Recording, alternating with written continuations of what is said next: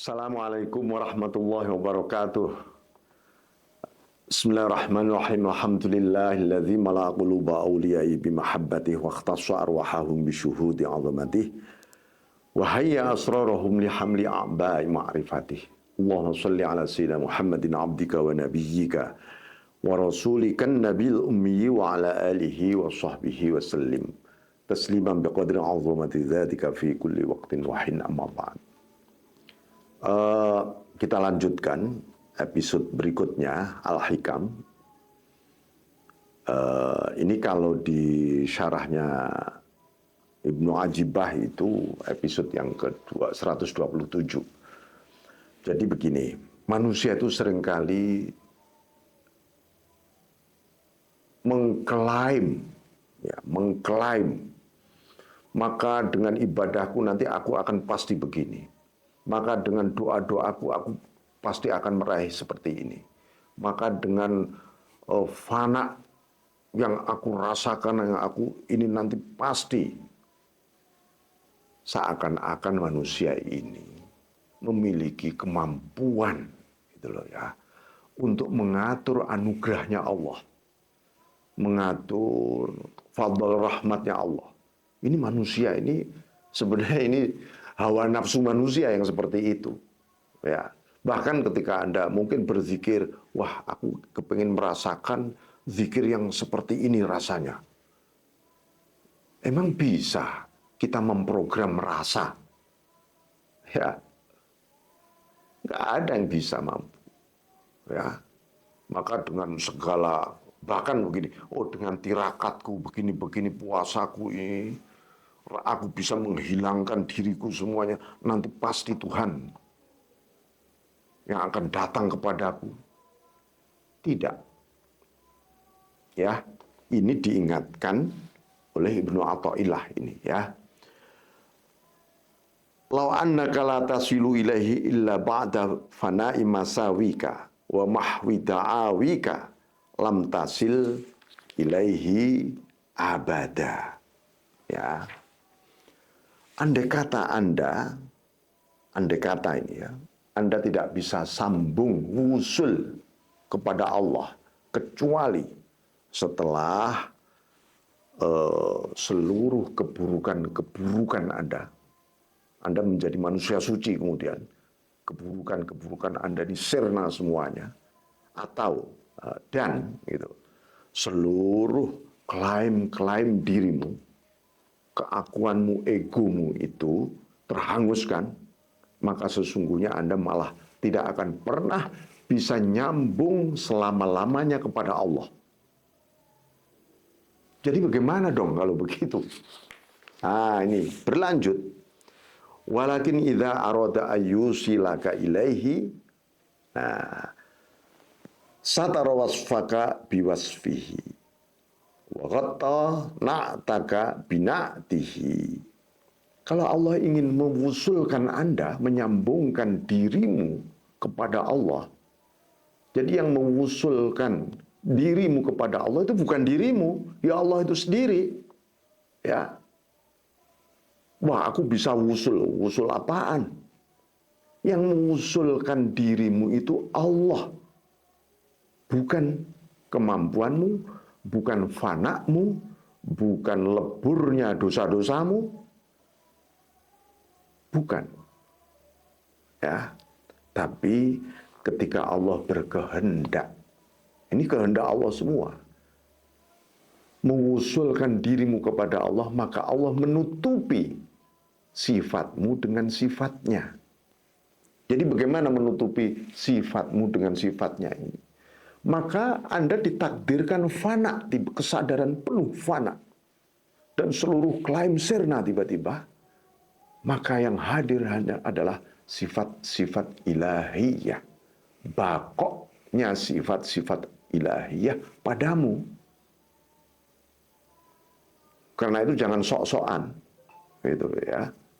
Ini sok spiritual, sok ma'rifat, sok usul itu. Wah, dari mana? Mengklaim ego saja sudah sirna kok, merasa bisa. dan Allah menutupi karaktermu dengan karakternya. Itulah awal paradigma tentang takhallaku bi asma'illah atau takhallaku bi akhlaqillah, berakhlaklah dengan asma Allah atau berakhlaklah dengan akhlak Allah.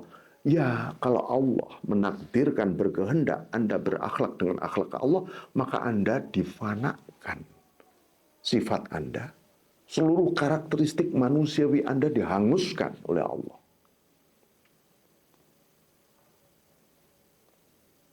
Kalau tidak, nanti malah berbahaya. Anda isinya klaim-klaim. Terjadilah rasa sombong, rasa hebat. Bahkan, wah Tuhan itu kan maha bebas. Aku berakhlak dengan maha bebasnya Allah. Lah itu gila namanya. Ya, Anda bisa kufur begitu. Ya. Nah ini ya.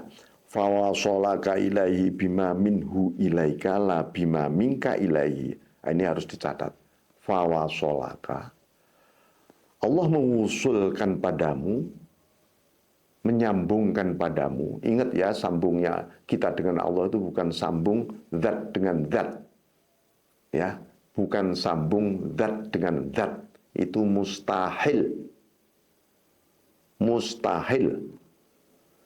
Karena itu bima minhu ilaika, dengan sesuatu yang munculnya dari Allah kepadamu. La bima minka ilai, bukan dengan imajinasi, bayangan-bayangan atau sebuah planning intelektual misalnya, atau spiritual yang Anda rencanakan. Nanti kalau aku usul tuh munculnya begini, begitu, aku bayangkan begini, begitu. Itu batil, fasid, rusak, batal. Bukan begitu. Ya. Bagaimana wujudnya wusul, nuansa wusul, itu dari Allah kepadamu. Bukan dari sesuatu yang seperti kau rencanakan. Bukan. Nanti yang kalau menurut rencana Anda berarti menurut selera Anda. Kalau sudah menurut selera Anda, itu menurut nafsu Anda. Kalau sudah menurut nafsu Anda, Allah akan menolak nafsu Anda. Nah, itu logikanya sederhana seperti itu. Itulah yang disebut mutu qabla an tamut. Ya, mutu qabla an tamutu. Matilah engkau sebelum engkau mati. Itu artinya klaim ana, aku, itu tidak ada. Ya, maka Allah wahid, Allah itu Maha Esa. Datanglah dengan ketunggalan hatimu. Ya. Janganlah hatimu membawa teman berupa makhluk, berupa imajinasi, berupa bayangan-bayangan, berupa harapan-harapan. Datang kepada Allah. Ya Allah, inilah aku. Seonggok hati. Terserah menurutmu bagaimana. Inilah lembaran kertas Tuhan. Terserah engkau mencoret-coret tulisannya seperti apa. Itulah nuansa fitrah, nuansa tabula rasa itu seperti itu. Bukan mendikte Tuhan, tulislah begini Tuhan bunyinya. Hidupku harus seperti ini dan itu. Itu nanti Anda nggak bisa nyambung malahan dengan Allah Subhanahu Wa Taala. Makanya Syekh Abdul Hasan Asyadzili radhiyallahu an, beliau mengatakan la yasilul waliyyu ilallahi ta'ala wa ma'ahu syahwatun min syahawatih au tadbirun min tadbiratih wa ikhtiyarun min ikhtiyarih.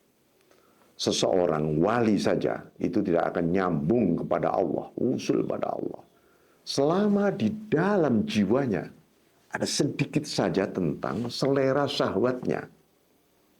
Selera syahwat itu gimana? Tuhan, enaknya aku kalau usul itu nuansanya seperti surga. Syahwat itu nggak bakal. nggak bakal nyambung. Au tadbirun min tadbirati. Jadi syahwat, tadbir nomor 2, atau aturan-aturan Anda mencoba mengatur Tuhan. Ada ini intuisi kepengen ngatur gitu tiba-tiba. Wah, Anda sedang terlempar malahan dari aturan Allah malahan. Jadi membuat Anda tidak pernah merdeka hidup Anda karena apa? Anda lebih banyak mengatur Tuhan. Seorang wali kok tiba-tiba kepingin ngatur Gusti Allah. Wah, itu bahaya besar, dia terlempar dari wilayah kewaliannya. Au ikhtiarun min ikhtiari, atau dia mencoba membuat pilihan menurut ikhtiar sang wali tadi. Nah, maka disinilah pentingnya bahwa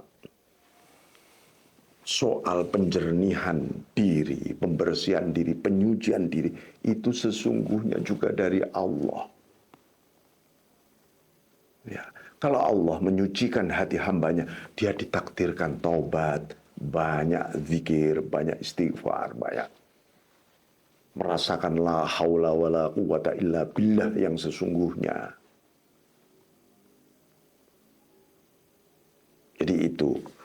Makanya saya sering mengutip ucapan Robi'ah Adawiyah. Beliau mengatakan ketika didatangi seorang penjahat kelas kakap, wahai Robi'ah, kau tahu reputasiku sebagai penjahat, aku ini pembunuh, koruptor, maling, ini macam-macam dilakukan.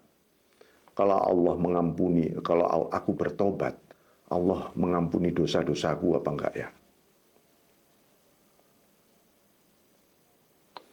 Barangkali penjahat ini berharap Robi'ah akan menjawab, "Wah, Tuhan tidak bakal ngampuni dosa-dosamu yang gede itu." Atau sebaliknya, kalau kamu bertobat ya pastilah kamu akan diampuni karena ampunan Allah lebih besar dari dosamu. Tapi apa yang terjadi? Jawaban Robi'ah malah sangat mengejutkan. Kalau Allah mengampuni dosa-dosamu, kamu pasti bertobat. Nah, itu ya. Jadi Allah itu tetap menjadi sebab segalanya. Jangan dikira kita sedang istighfar, astagfirullahaladzim. Istighfar ini dari Allah. Dari ampunan Allah melahirkan. Pancarannya ya istighfar kita ini. Jadi ampunan Allah itu mendahului istighfar kita sebenarnya.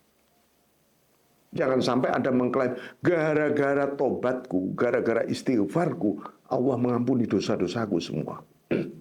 Maka itulah Syekh Hasan Asy-Syadzili menganjurkan kepada kita semua agar kita taubat dari tobat. Taubat dari tobat. Taubat dari merasa bisa tobat. Taubat dari merasa seakan-akan taubat itulah yang melahirkan ampunan Allah. Itu harus ditaubati malahan. Justru ampunan Allah itu mendahului taubat kita. Maka bertaubatlah penuh cinta, penuh syukur. Karena ampunan Allah melahirkan taubatmu. Allah mencintai orang-orang bertobat karena apa? Karena dia sedang menyongsong anugerah ampunan Allah yang luar biasa dan agung itu. Ya, jadi ini oleh karena itu kita perlu menata proses kita menuju kepada Allah itu dibimbing oleh seorang mursyid, seorang aulia yang menghantarkan kita, menghantarkan kita untuk wuslah. Jadi kalau Allah berkehendak seseorang untuk usul, ya antara lain kadang-kadang juga Allah menakdirkan Anda ketemu seorang aulia yang menghantar Anda menuju kepada Allah untuk apa? Untuk mengenalkan ha anta wa rabbuk. ini kamu, dan dia Tuhanmu. Ini kamu, dan dia Tuhan. Rasulullah SAW menghantar seluruh umat Islam sampai besok Yaumul Qiyamah ini dalam rangka, hai umatku, hai hamba Allah, kamu ini loh, kamu ini siapa kamu sebenarnya? Kamu ini hamba, dan dia adalah Tuhan. Dalam arti yang sebenar-benarnya. Bukan sekedar, oh ini, aku ini manusia, aku ini hamba, dia Tuhanku, udah selesai. Bukan. Seluruh ajaran Al-Quran, hadis ini, dalam rangka, anta. Ya. Warabbuk. Ya. Iku kamu, dan dia Tuhan. Tetapi dua kata ini melahirkan sebuah peradaban. Dan seluruh peradaban juga dalam rangka mengkristalkan satu rasa yakin. Aku ini hambamu Allah. Dan engkau Tuhanku. Sampai Rasulullah mengajari kita, raditu billahi rabba, aku ridho engkau sebagai Tuhanku Allah. Itu berarti aku juga ridho Tuhan, aku sebagai hambamu. Nah, untuk memegang satu kalimat ini saja perlu perjuangan luar biasa. Kita pagi-pagi sudah mengatakan raditu billahi rabba, 5 menit kemudian aku rela dunia sebagai Tuhanku, nafsu sebagai Tuhanku, mimpi-mimpi sebagai Tuhanku, wabil islami dina, dan Islam sebagai agamaku. Benar enggak kita itu memegang Islam sebagai agama, kita tegakkan dengan penuh perjuangan, melalui pendidikan, melalui macam-macam pintu perjuangan yang luar biasa. Wabi Muhammadin nabiyya wa rasulah. Dan aku ridha Muhammad sebagai nabi dan rasul. Apa benar Anda mencintai Muhammad sebagai nabi dan rasul? Benarkah terjadi ittiba? Hakikatul ittiba ru'yatul matbu'. Hakikat ittiba, mengikuti jejak, itu adalah memandang yang diikuti.